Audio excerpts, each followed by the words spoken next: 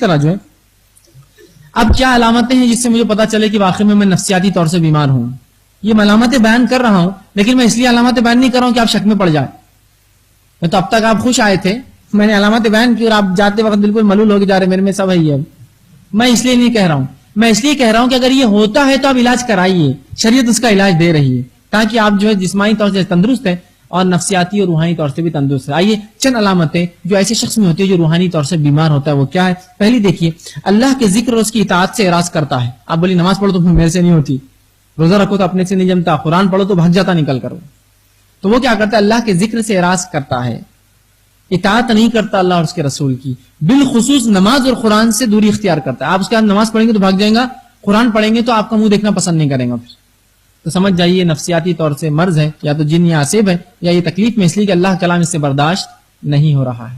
ٹھیک ہے. دوسری چیز کہ دائمی سر درد جس کو ہو, یا جسم کے کوئی ایک اعضے میں دائمی تکلیف ہوتی ہے, جس کا آپ نے دنیاوی تمام علاج کروا لیے اس کے بعد بھی وہ اس میں شفا نہیں ہو رہی ہے. کیا کہہ رہا ہوں میں پھر سنیے, یہ نہیں کہ آج ہو گیا تو آپ بولیں دیکھو انہوں نے بولے آج ہو گیا میرے سر میں درد. دائمی سر درد یا دائمی جسم کے کوئی اعضاء میں درد جس کی تمام تر علاج کے بعد بھی دنیاوی شفا نہیں ہوئی, تو سمجھ جائیے یہاں رقیہ کی ضرورت ہے آپ کو, دوا کی نہیں بلکہ یہاں اس دعا کی ضرورت ہے. اسی طرح سخت غصے کی حالت کہ انسان اپنے اوپر بالکل کنٹرول نہ رکھ پائے, یہ انسان کو بہت ضرورت ہے کہ ذکر و اذکار کرے. سخت غصے کی جس میں آدمی پاگل ہو جاتا ہے, یہ بھی جو ہے نفسیاتی کمزور انسان. اس لیے کہ رسول اللہ فرماتے ہیں مضبوط اور طاقتور انسان وہ ہے جو اپنے غصے پر قابو کرے, یہ نہیں کہ جو پچھاڑ دے کسی کو پکڑ کر. غصے پہ قابو کرنا یہ طاقتور اور قوی انسان کی پہچان ہے. اسی طرح جو ہے چوتھا ذہنی انتشار. آج ذہنی انتشار کے اتنے لوگ ہیں کہ کسی کو انتہا نہیں.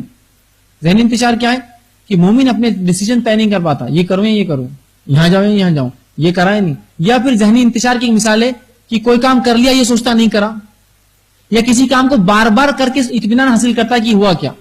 ذہنی انتشار مثال کے طور پر یہ مائک مجھے بند کرنا ہے, بند ہو گیا نا, 3 4 5 6, اس کو اطمینان نہیں ہوتا. ذہنی انتشار, یہ بند نہیں ہوا, یہ بند نہیں ہوا, یہ بند نہیں ہوا, یہ بند, اور پھر تھوڑی دور جا کے آئیں گا پھر اس کو بند کرتے کھڑے رہیں گا, پھر تو بند نہیں ہوا. یہ ذہنی انتشار. ایسی بیماری میں اکثر لوگ ملوث کہ ایک بار ہاتھ دھوئیں گے اطمینان نہیں ہوگا, دھوتے رہیں گے کنٹینیو. ذہنی انتشار. ان کو اطمینان نہیں ہوگا کہ میں جو کام کر رہا ہوں اس میں میں مطمئن ہو گیا ہوں. یا کسی کپڑے کو پہنیں گے, سوچیں گے نہیں خراب ہے اس کو اتار دو, اس پہ گندگی ہے, پھر پہنیں نہیں خراب ہے اس پہ گندگی. خواہ ذہنی انتشار. نمازیں پڑھیں گے تو شکوک میں, نماز ہوئی نہیں ہوئی, 4 پڑھا یا 3 پڑھا, 4 پڑھا یا 3, ہر نماز کو شک میں. وضو کیا تو وضو ہوا نہیں ہوا, وضو ہوا نہیں ہوا, غسل کیا تو لگتا غسل ہوا نہیں. ذہنی انتشار.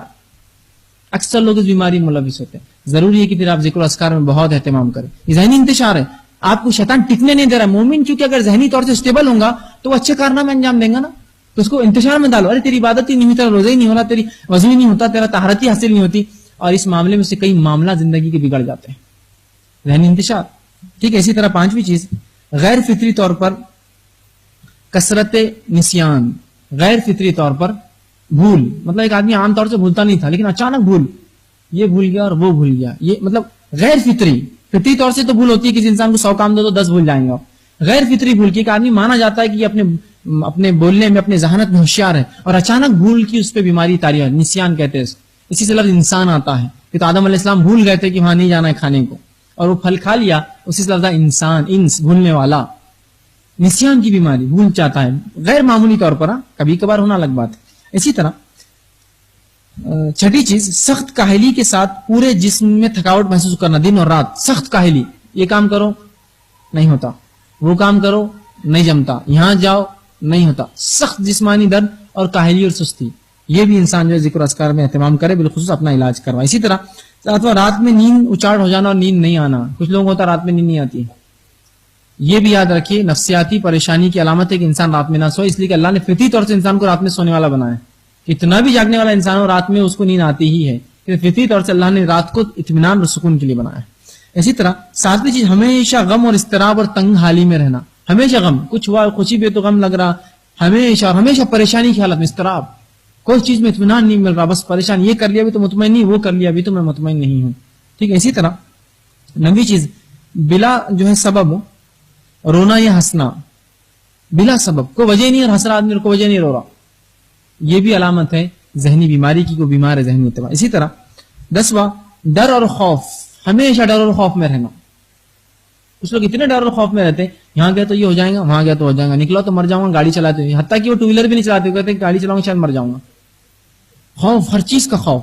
ٹھیک ہے، تو یہ بھی اسی طرح جو ہے زیادہ جو ہے شرمانا اور لوگوں سے دوری رہنا اور انتہا پسند رہنا، کسی سے بات ہی نہیں، کوئی بات نہیں، اور انتہا پسند، دور انسانوں سے دوری اختیار کرنا اور الگ اپنی جو ہے ایک الگ مسکن بنا کے الگ رہنا، یہ بھی ایک علامت ہے. اسی طرح جو ہے گھر میں یا اہل و عیال کے ساتھ بیٹھنے کو ناپسند کرنا یا ان کے ساتھ سختی سے پیش آنا جبکہ دوسروں کے ساتھ نرمی سے پیش آتا ہے.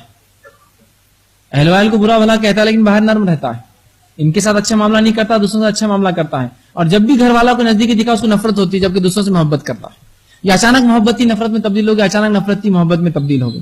تو یاد رکھیے اس شخص کو بھی اس کی ضرورت ہے. اسی طرح انسان کا جو ہے سلبی جو ہے تغیرات میں پڑا رہنا جبکہ کامیابی اور استقرار اس کا شیوا تھا. مطلب ایک انسان جو ہمیشہ سکسیسفل تھا، کامیاب تھا، اچھا تھا، اچانک ناکامیاں اس کو دوچار ہو اور ہمیشہ کنٹینیوس ایک سلسلہ چلتا رہے، تو ایسا شخص اپنے نفس پہ ظاہر سی بات ہے رقیہ کرے.